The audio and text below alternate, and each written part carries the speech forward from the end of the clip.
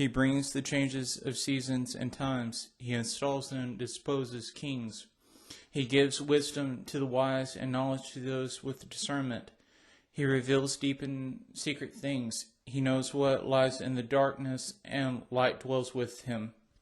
Daniel 2:21-22. During the third war of the Diadochi, Pharaoh Ptolemy I is attacked in Syria by Antiochus. During the course of the war, Antiochus leaves his son Demetrius to fight Ptolemy and Seleucus should they invade. At Gaza, Demetrius is defeated by the Egyptian dynasty. Seleucus goes east to secure his former province of Babylon. In 311 BC, with a peace treaty between Antiochus, Ptolemy, Lysimachus, and Castor, the war continues between Antiochus and Seleucus until the eastern provinces are yielded to Seleucus.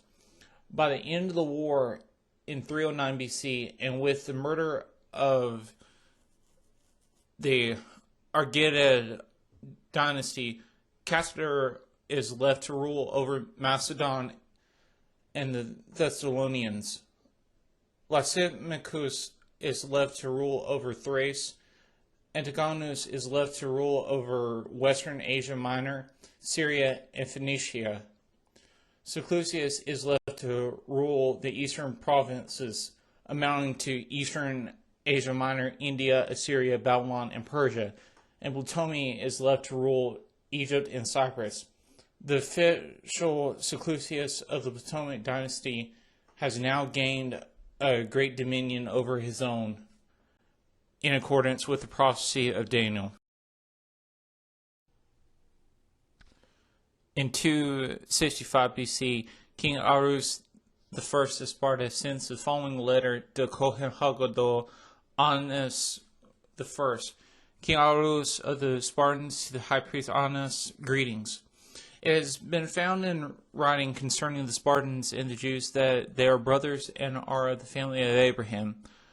And now that we have learned this, please write us concerning your welfare. We, on our part, write to you that your livestock and your property belong to us, and ours belong to you. We therefore command that our envoys report to you accordingly. Seleucus I's grandson, Antiochus II, is fighting the second, or has fought the Second Syrian War with Antiochus II and Ptolemy II, starting in 260 BC. The war concludes with Antiochus divorcing his wife and marrying the Ptolemaic princess Bernice, sister of Ptolemy III, in 253 BC. By 246 BC, the Library of Alexandria has gained all the books of the world. Among the volumes of scrolls which are in Koine Greek is Genesis, Exodus, the Tekton, Arino, and Deuteronomion. These books have been translated by 72 sages from the Holy City. When they arrived in Alexandria on Teshri X, they were questioned by Ptolemy II until Teshri XVII. On that day, they were all put on house arrest in 72 separate houses, kept away from one another, and commanded to translate the Torah into Koine Greek. On Tevet 8th, 72 days later, they give him 72 identical copies of the Septuagint, the Greek translation of Torah. After Antiochus II dies in 246 BC, Ptolemy III invades Syria and begins the Third Syrian War.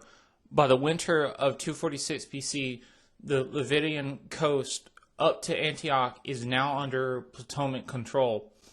After finding that his sister and nephew have been murdered, he turns east and conquers Babylon by early 245 BC. As loot, he takes 73 trillion of gold and the statues of the Babylonian idols to Egypt. Seleucus II invades Babylon, and by 244 BC, Antioch and Syria have come under his control. In 241 BC, peace is established with the Nair al-Kabir being the boundary. Seleucus II has to deal with a separatist party led by one of his sons.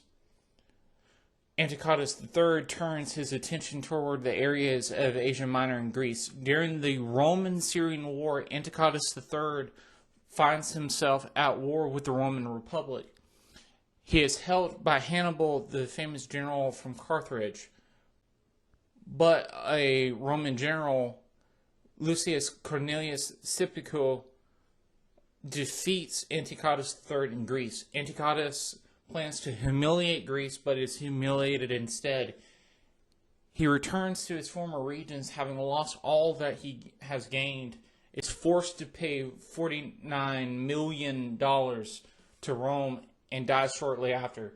Seleucus IV succeeds his father in 187 BC and exchanges his own son as a political hostage in Rome with his brother Antiochus IV, as was prophesied to Daniel.